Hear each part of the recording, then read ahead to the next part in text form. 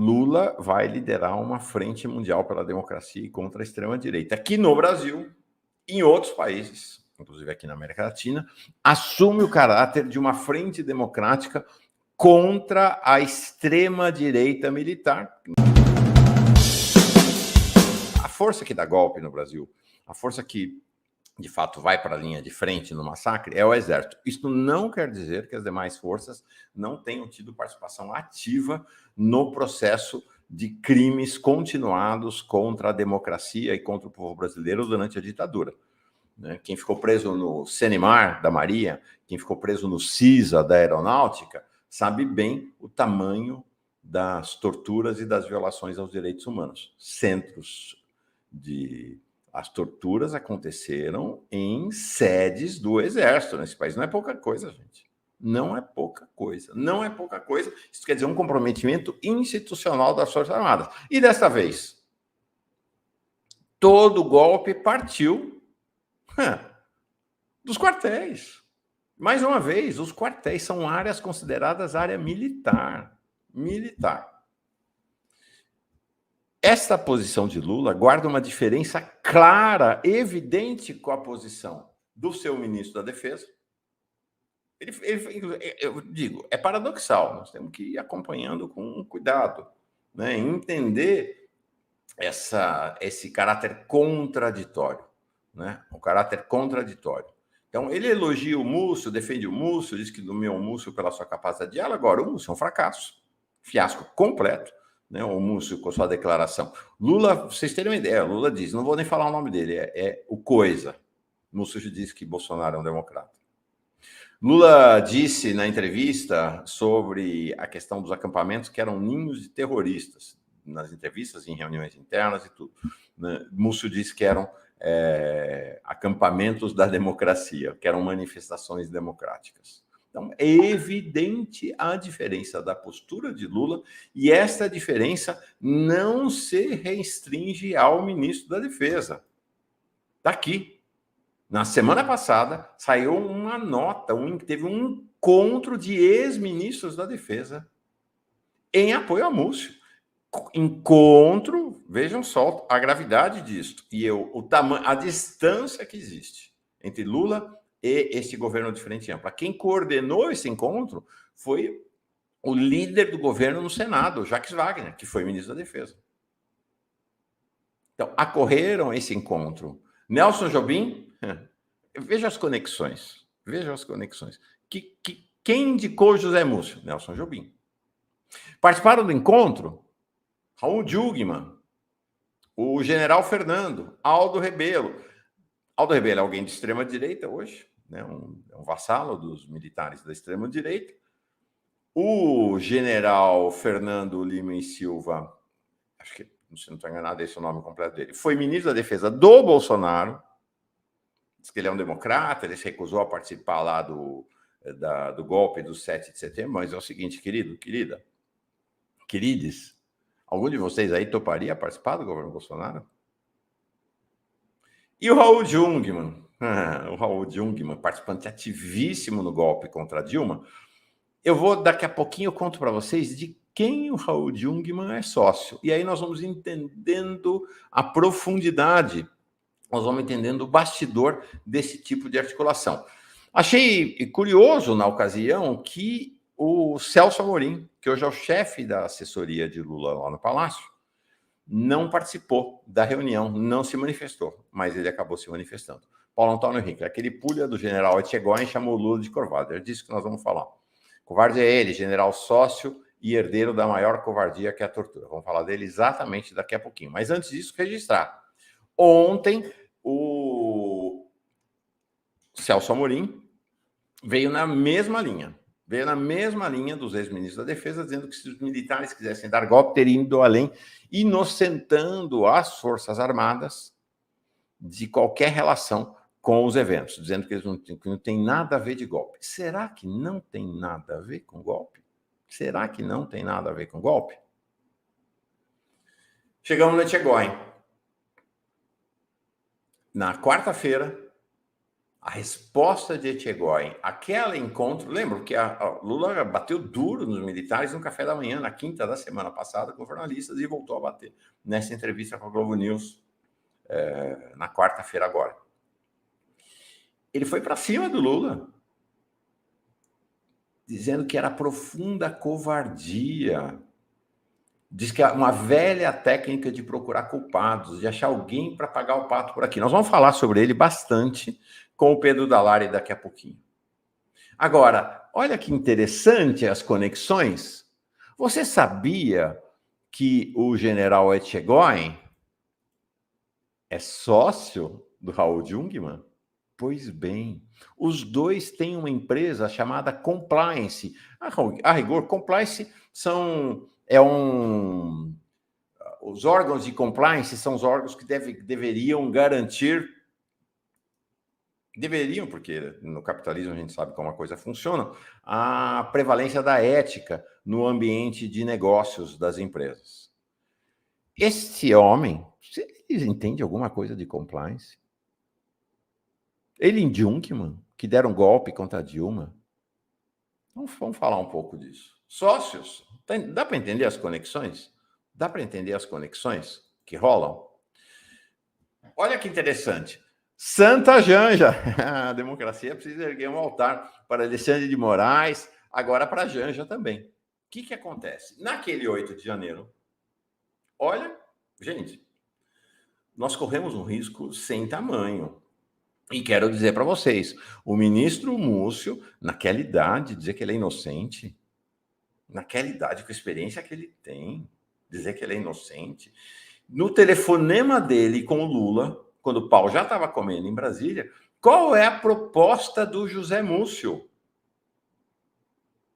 Decretar a GLO, decretar uma GLO, um decreto de garantia da lei e da ordem, para entregar o poder aos militares. O Lula só conversa, exceto quando ele está em condição de muita gente ao redor, mas em geral ele conversa pelo viva voz. Eu também faço isso, é muito melhor para ouvir a conversa pelo viva voz do que com o telefone aqui. Então a Janja estava ouvindo. E aí o Múcio propõe a GLO. E a Janja se levanta.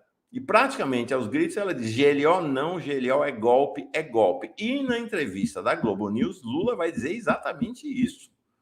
Quando a Natuzanelli pergunta de GLO, ele vai dizer: não, GLO, nós vimos o que foi a GLO no Rio de Janeiro, em que o Braga Neto praticamente depôs o pezão, que virou uma rainha da Inglaterra, a expressão que Lula usou na entrevista, e passou a governar o Rio de Janeiro. Janja teve essa percepção, Lula teve essa percepção. Agora, o fato é que nós tivemos um ministro da Defesa. Se Janja está certa, que GLO é golpe, se Lula estava certo na entrevista dele, dizer que GLO era golpe, ué, o que o ministro da Defesa estava propondo uma GLO? O ministro da Defesa estava propondo um golpe de Estado. O ministro da Defesa estava propondo um golpe de Estado. Não tem outra conclusão. É disso que se trata.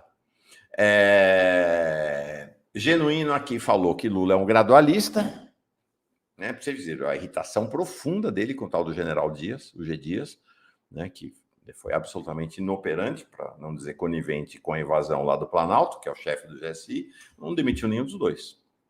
O Genuíno trouxe aqui, falou: Lula é um gradualista, ele vai fazendo aos poucos, vai fazer devagar.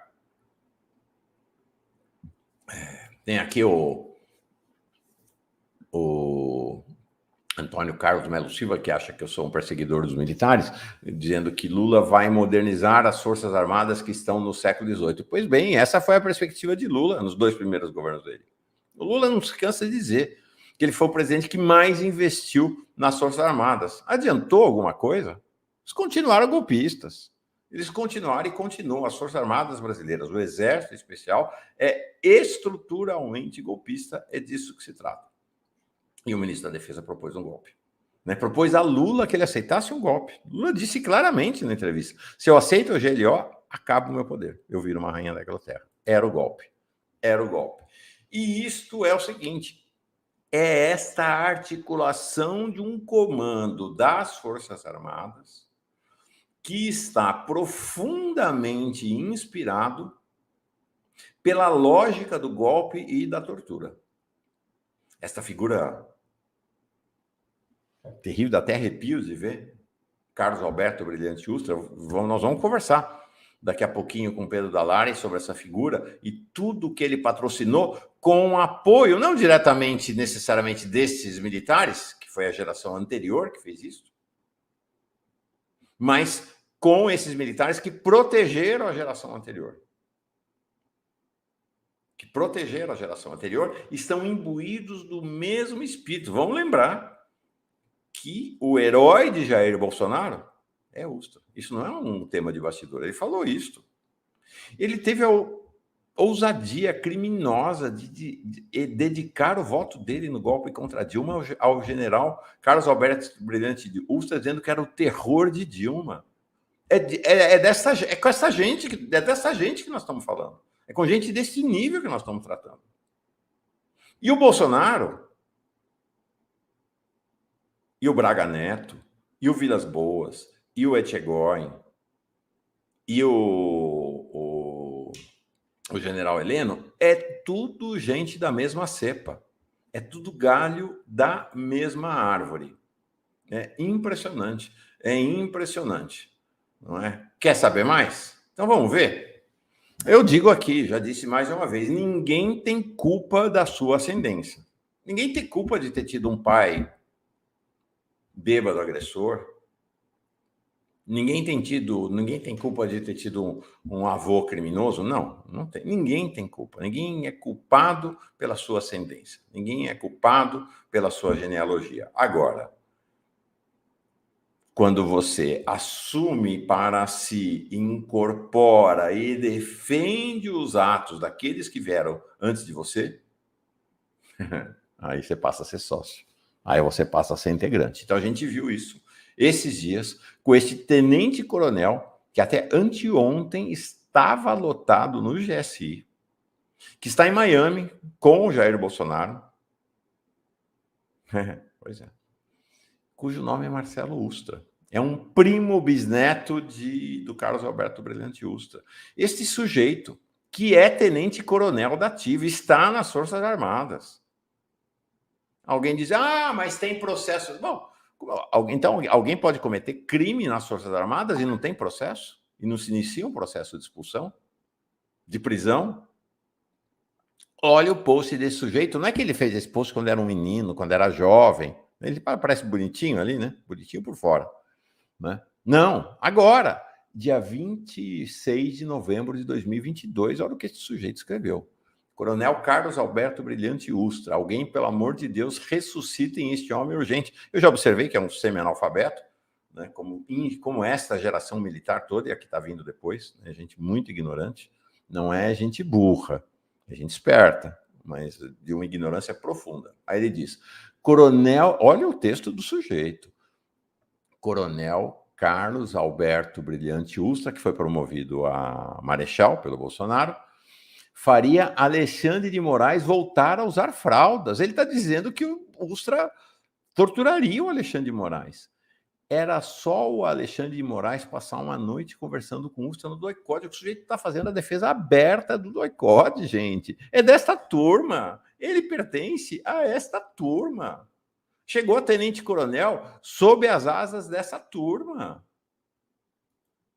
Carlos Alberto Brilhante Ustra, eu sempre digo aqui, torturou Amélia Telles, nós já conversamos com ela aqui, nós vamos conversar daqui a pouco com o Pedro Dalares.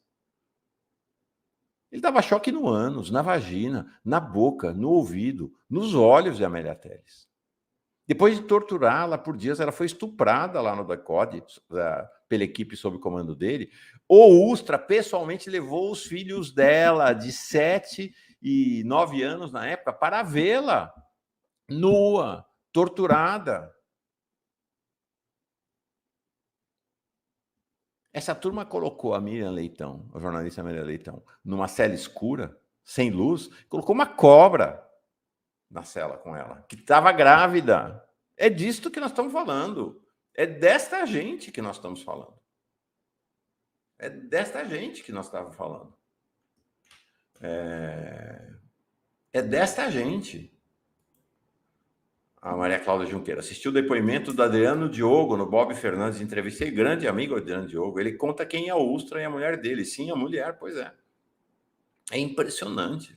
Esta gente, é desta gente, é com esta gente que nós estamos tratando.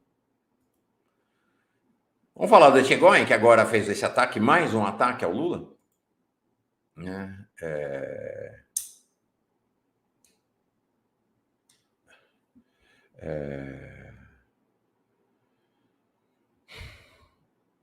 Aqui, a Pete Dalari mandou uma mensagem aqui. Onde encontra a ilustração Brilha uma Estrela que você mostrou hoje? Obrigada pelo trabalho incansável. Quem me mandou foi... Eu vou perguntar para ele, tá? Quem me mandou foi o Emir Sader.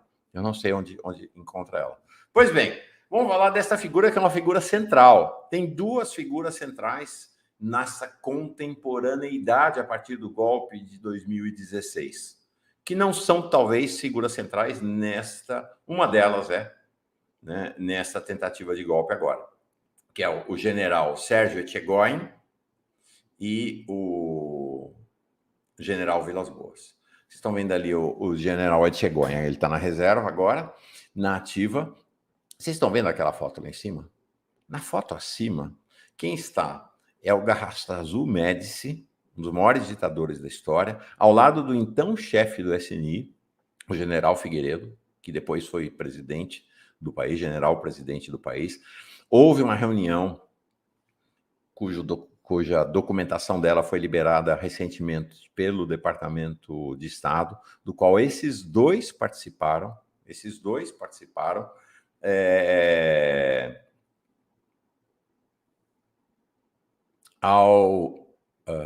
junto com Geisel, que tinha acabado de assumir.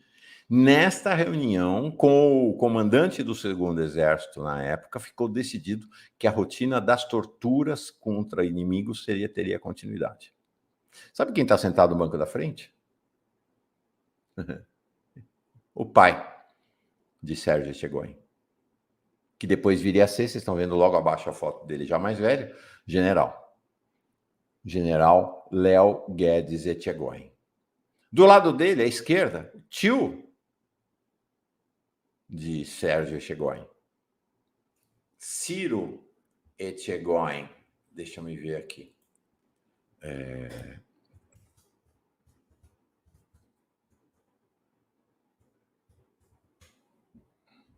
Ciro Guedes Etchegoyen. Mais uma vez eu digo, claro, não tem problema ser filho, ser neto de torturador, inclusive, de golpista. O problema é que ele tem orgulho e é um seguidor da estirpe familiar. Então, vocês estão vendo aqui. Essa foto é uma foto do momento em que o pai do general Sérgio Etchegoyen era o chefe de polícia do Rio Grande do Sul durante a ditadura militar. Vocês estão vendo esse homem de branco aí?